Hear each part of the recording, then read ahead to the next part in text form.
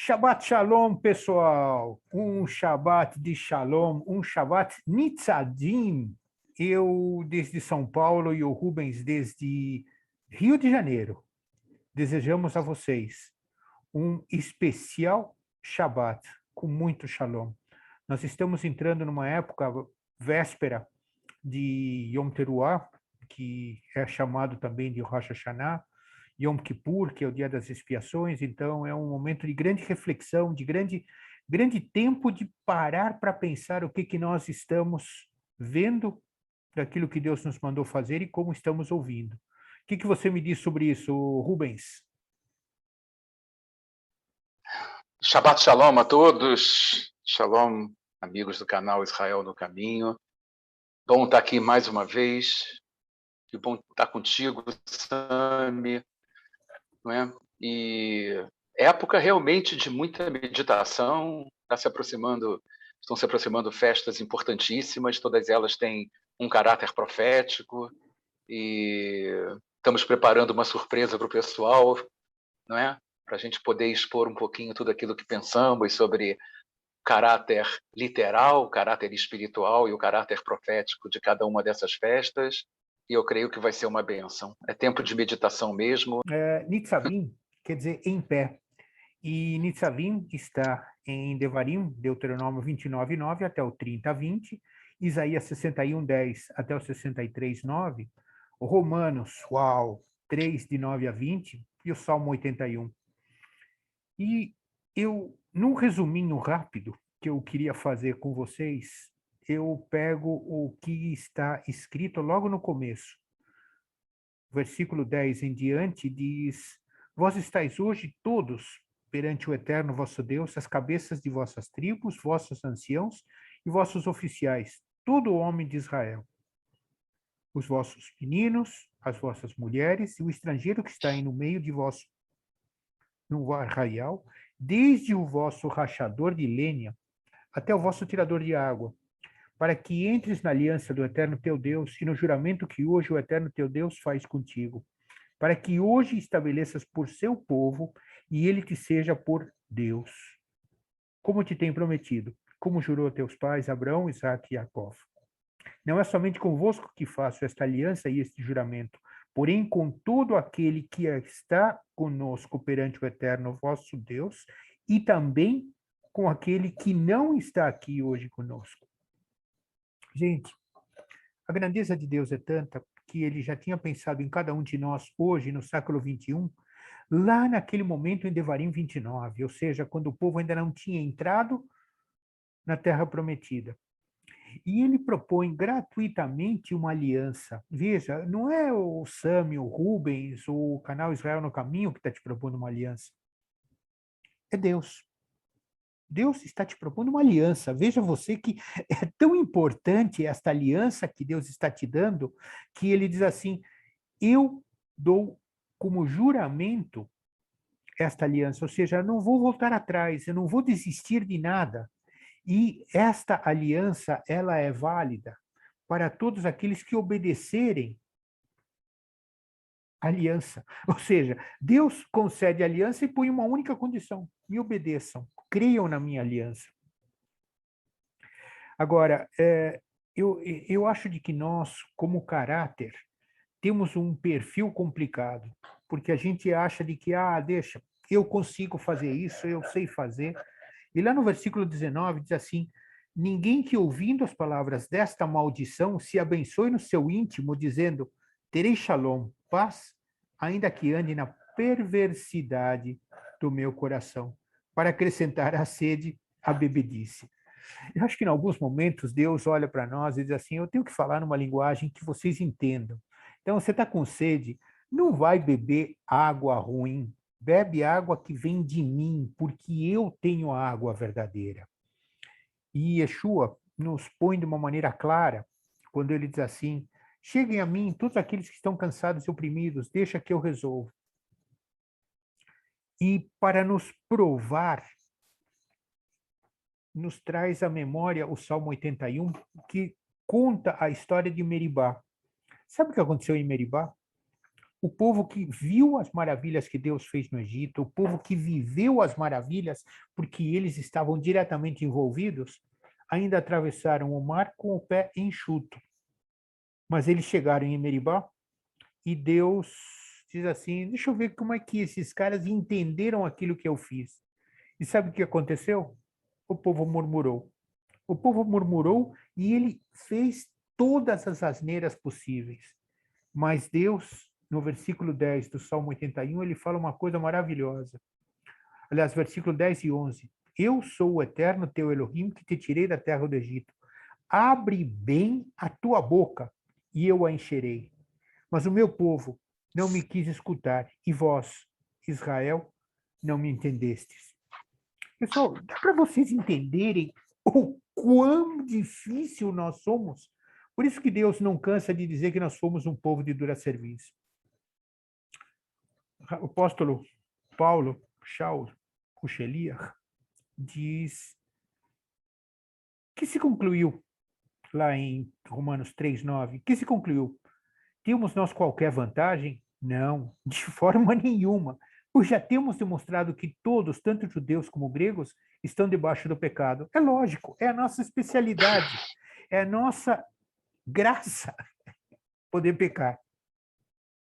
E eu acho que é o momento onde nós temos que parar para pensar, para ver se nós queremos confiar no Deus que nos deu a vida, e aí paramos para dizer, espera um pouquinho só, eu vou viver por temor a Deus ou porque eu amo? Porque se eu amo Deus, eu não preciso de toda essa confusão, eu preciso me colocar diante dele e dizer assim, eu quero viver na tua graça. O que você me diz disso, Rubens? É tremendo, exatamente isso, Sami. Exatamente isso. Sem mim nada podeis fazer, disse Yeshua. E ele, a palavra diz lá em João, completando o que você disse, que a graça e a verdade vieram por Cristo, por Yeshua. Não tem jeito, é a graça e a verdade, não é? Bem, bom, Sami, eu vejo assim essa paraxá se iniciando assim, você quer prosperar em tudo? Em todas as áreas da tua vida, então come a palavra, se alimenta da palavra, se alimenta da Torá, se alimenta do Berit Hadashá, se alimenta para você ver realmente onde existem as promessas e onde existem a confirmação das promessas e a tua herança. Está bem claro, né? Lá em Deuteronômio 29:9, está escrito assim, guardai as palavras dessa aliança, como você falou, cumpri-as para que prospereis em tudo quanto fizerdes. Por quê? Porque nem só de pão viverá o homem, está em Devarim 8:3 e confirmado em Mateus 4:4, mas de toda a palavra que sai da boca de Deus. Então, né? Quer prosperar em tudo? Entra numa aliança com Deus, como está escrito em Deuteronômio 29:12, que diz, para que entres na aliança do Senhor teu Deus e no juramento que o Senhor teu Deus hoje faz contigo. E mais incrível é aquilo que você falou antes, que é tremendo, né? Quer dizer, quando Yeshua estava na cruz, ele não pensou apenas nos apóstolos, nos discípulos que estavam com ele, mas pensou em cada um de nós hoje. E quando Deus fez aliança com Moisés, pensou em cada um de nós hoje, porque Deus, ele passeia pela eternidade, ele não é limitado ao tempo, não é? Então está escrito, não é somente convosco que faço essa aliança, com aquele que não está aqui conosco, não é? Que somos nós, na verdade. Então, tudo que o Senhor está ensinando a partir dessa paraxá, em Devarim 29, não se desvie de mim. Não se afaste de mim. No verso 18 está escrito, para que entre vós não haja homem nem mulher, desvie do Senhor, nosso Deus, e vá servir aos deuses destas nações, para que não haja entre vós raiz que produza erva venenosa e amarga. Esse é o verdadeiro pecado que está simbolizado aqui. A palavra é muito clara, especialmente nesses últimos capítulos de Deuteronômio. Se você se afasta de Deus, você vive como se estivesse num cativeiro. Se você se converte a Deus, então o teu coração é circuncidado, como está escrito em Deuteronômio 30, no verso 6, e as bênçãos do Senhor virão sobre ti e vão te seguir, como está em Deuteronômio 28, 2. E não é o contrário. Muita gente fala o contrário. Estou correndo atrás disso, estou correndo atrás daquilo. Não, é como diz o Salmo, lá no Salmo 23, no verso 6. Bondade e misericórdia certamente me seguirão todos os dias da minha vida. É o contrário. A bênção e a misericórdia de Deus vai te seguir. Não é você que vai seguir a ela. Gente, certamente, e eu tenho falado isso aqui para que você entenda que nós não somos justificados por obras da lei. Pela lei, a palavra diz que vem o pleno conhecimento do pecado. Lá em Romanos 3,12, que faz parte dessa, lá no Berit Hadashah, que faz parte dessa paraxá, dessa ministração, diz que todos se extraviaram e se fizeram inúteis. Não há um que faça o bem. É uma repetição do Salmo 53. Então a cruz veio para resgatar os que são dele. Você quer fazer parte disso? Sabe o que aconteceu? Ele hoje está fazendo esse convite para você. É como se lá no livro da vida estivesse todo em branco por causa do pecado. Abriu-se o livro da vida, não tem nada escrito. Mas quando o sangue de Yeshua passa pelo teu nome, ele aparece novamente como num milagre. Somente a fé no sangue de Yeshua pode te proporcionar esse milagre. E aí, gente, nós caímos no texto de Deuteronômio 30, de 11 a 20, que é usado como um texto áureo sobre livre-arbítrio, que diz assim: os céus e a terra tomo hoje por testemunhas contra ti, que te propus a vida e a morte, a bênção e a maldição. Aí Moshe diz assim: escolhe, pois, a vida, para que vivas tu e tua descendência, amando o Senhor teu Deus, dando ouvidos à sua voz e apegando-te a Ele, pois disso depende a tua vida e a longevidade, para que habites na terra que o Senhor te dá. Eu penso que, embora Moisés tenha falado, escolhe, né? É aí que muitos pastores hoje, inclusive, pegam, né? Isso não caracteriza livre-arbítrio, pelo menos em relação à salvação. Por quê? Porque quando ele apresenta Moisés a vida e a morte, a bênção e a maldição, ele, na verdade, está induzindo o povo a escolher uma das opções. Ele está dando cola para o povo. Ele diz: escolhe, pois, a vida para que te aconteça isso e aquilo de bom. Por que Moisés fez isso? Porque ele tinha preocupação de que o povo fizesse uma escolha errada. Então ele induz o povo a escolher a vida. Então já não se trata de um livre-arbítrio, mas sim de uma cola que Moisés deu ao povo para que não escolhesse alguma coisa errada. É essa a preocupação que Deus tem com você. Se houvesse um verdadeiro livre-arbítrio, ele simplesmente diria: escolha, está aqui, A e B, escolha e fim de papo. Ele não diria: escolha A. Veja, você pode escolher um suco de laranja ou de genipapo numa loja de sucos. Ok. Mas se você for criança e não sabe discernir sequer entre um suco de laranja ou um suco de genipapo, a gente vai precisar de mamãe para escolher para a gente. Moisés fez isso, escolheu por mim. A salvação você não escolhe. Yeshua disse: ninguém pode vir a mim se o Pai que me enviou não o trouxer, e eu o ressuscitarei no último dia. Está lá em João 6,44. João 15,16 está escrito: não fostes vós que me escolhestes a mim, pelo contrário, eu vos escolhi a vós, para que vades, e designei para que vades e deis frutos, e o vosso fruto permaneça, a fim de que tudo aquilo que pedirdes ao meu Pai, em meu nome, ele vos conceda. Yeshua também disse: muitos são chamados e poucos os escolhidos. O que ele quer, e está te falando aqui hoje, é para que você abra o teu coração e seja um escolhido de Deus. Romanos 9,15 diz: terei misericórdia de quem me aprouver ter misericórdia e compadecer-me-ei de quem aprouver eu ter compaixão. E Deus está tendo misericórdia de você hoje, meu amigo. Ele está tendo compaixão de você hoje. Ele quer inscrever teu nome no livro da vida.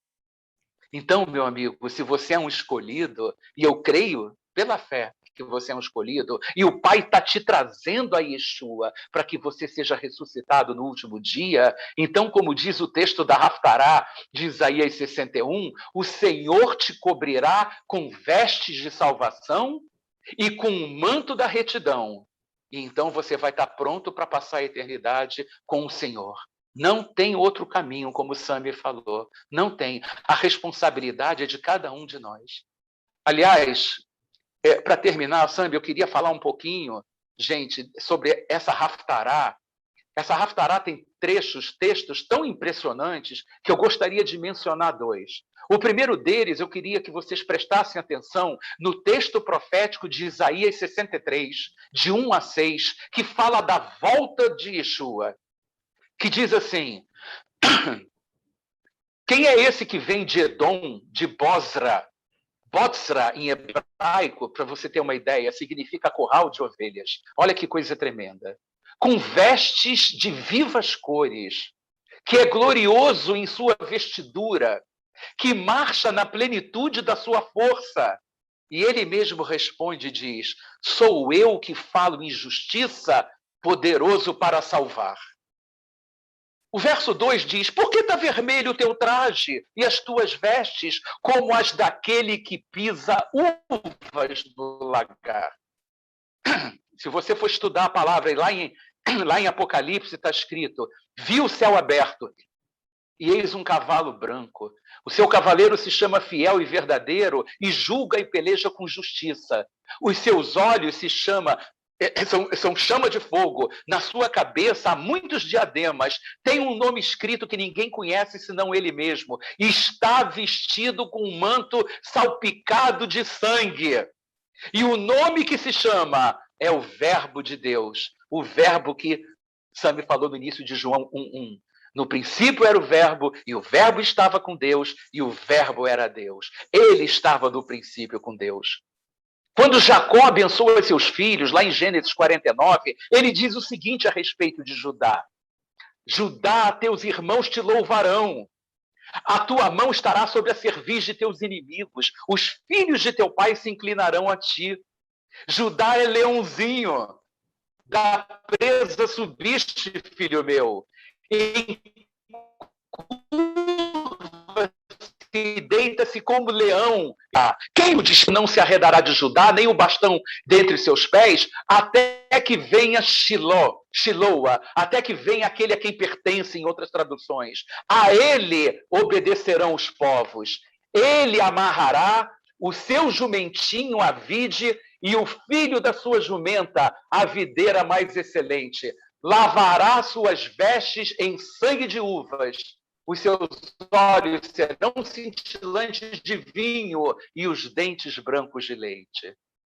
E o texto de Isaías continua dizendo: o lagar, eu pisei sozinho. Que lagar? Quem pisou sozinho no lagar? Foi Yeshua na cruz do Calvário. É o lagar da cruz. E ele diz assim: e dos povos nenhum homem se achava comigo. Pisei as uvas na minha ira, no meu furor as esmaguei e o seu sangue me salpicou as vestes. Quem é esse que vem com as vestes salpicadas de sangue? Por quê? Porque o dia da vingança estava no meu coração, que está escrito lá em Isaías 61, e o ano dos meus remidos é chegado.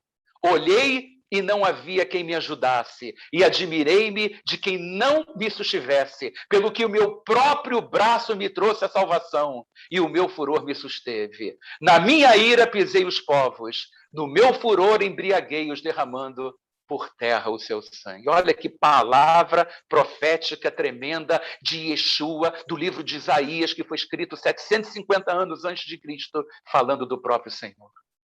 E o mais interessante, em Isaías 63, ainda a parte dessa Haftará, de 7 a 10, eu quero dizer para vocês, se vocês duvidam de que a triunidade, o Pai, o Filho e o Espírito Santo estavam escritos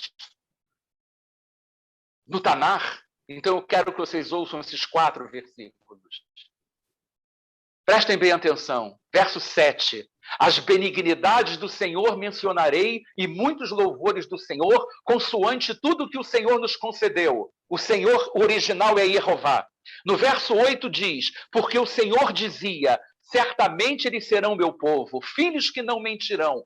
Assim ele se fez o seu Salvador, Yashá, de Yeshua. Então eu falei de Yehová e falei de Yeshua. E no verso 10 diz assim, mas eles foram rebeldes e contristaram o seu Santo Espírito, Ruach HaKodesh, pelo que se lhes tornou inimigo e ele mesmo pelejou contra eles. Então, se você quer ver o Pai, o Filho e o Espírito Santo juntos no Tanar, você pode pegar esse trecho de Isaías 63, de 7 a 10, e você vai ver isso profetizado de maneira muito clara. Para terminar, como o Sami estava falando sobre o Salmo 81, tudo que a gente ouve, tudo que a gente lê no Salmo 81, não é? O mais importante que eu posso passar para vocês é assim, Israel, se me ouvisses, ouça a voz de Deus, Israel. E no final, no verso 16, diz assim, eu sustentaria com o trigo mais fino e o saciaria com o mel saído da rocha. O trigo mais fino foi o trigo que foi moído, o pão moído na cruz do Calvário, que é Yeshua HaMashiach. Como diz o texto lá de Lucas 13, 34. Jerusalém, Jerusalém, que mata os profetas e apedrejas os que te foram enviados. Quantas vezes eu quis reunir teus filhos, como a galinha junta os do seu próprio ninho debaixo das asas, e vós não o quisestes. Você está com chance ainda, meu irmãozinho, meu amigo. Buscai a Yeshua enquanto você pode achar, porque dias virão, e eles não tão longe, de que você vai procurar o Senhor e você não vai mais poder achá-lo. A tua chance para mostrar que você é um escolhido está sendo mostrado agora para você. Escolhe, pois, a vida, escolhe, pois, a bênção, para que vivas tu e a tua descendência. Em Peshem Yeshua. Amém. Amém, Sami. Uau! Eu acho ótimo, porque realmente você nos ensina de uma maneira maravilhosa, usando sempre o texto bíblico. E o texto bíblico é importante que a gente diga, repita, insista em falar. Não é criação de homens, o Brit Hadashah, muito pelo contrário. Vocês acabaram de ver como ele se amarra nas verdades do Tanakh. Então, não existe uma Bíblia que possa ser considerada coerente e consistente se você não se lembrar de que o Tanakh tem a Torá, Neviim, Ketuvim e o Brit Hadashah.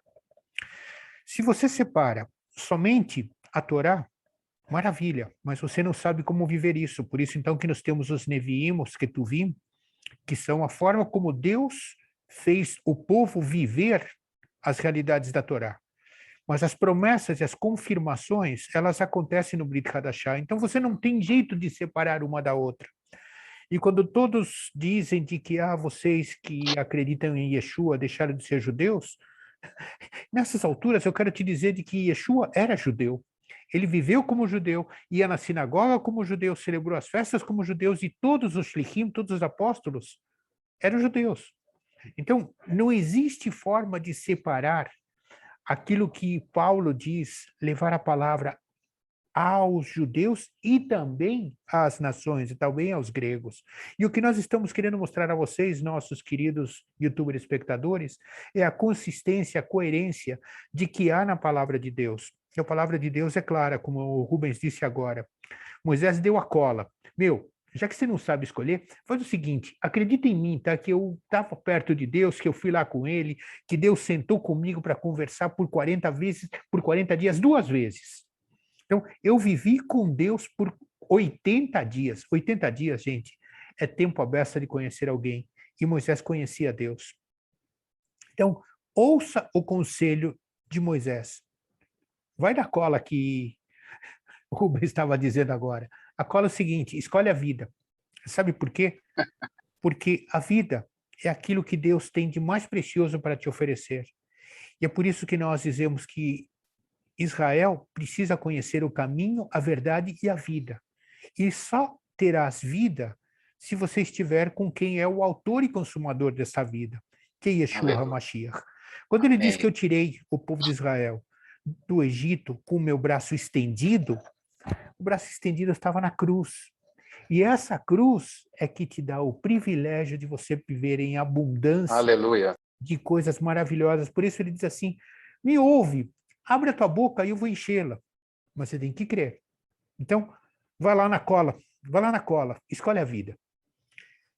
Nós queremos aproveitar esse tempo para te chamar a um momento de reflexão. Não somente pela proximidade de Yom Teruah, não somente pela proximidade de Yom Kippur, mas é pela tua vida, por todos os 365 dias do ano, para que você possa parar para ouvir e viver a alegria de celebrar o Shabat com muito shalom. Só com Yeshua Amém. HaMashiach. E a vocês, nossos YouTuber espectadores, um Shabat de muita alegria em Yeshua HaMashiach. E que ele possa ser o indicador do caminho, da verdade e da vida. É isso aí, Rubens? É isso aí. Muito, muito bom, sabe? Que bom ouvir essa conclusão, essa coisa maravilhosa, né?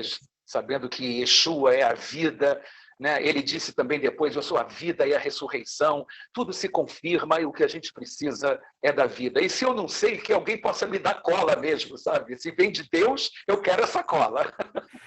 Shabbat shalom a todos. Shabat de muito shalom, pessoal. Usem cola, por favor. A cola que Moisés nos deu, não outra. Beshem É Yeshua. isso. Shabat de muito shalom para todos vocês.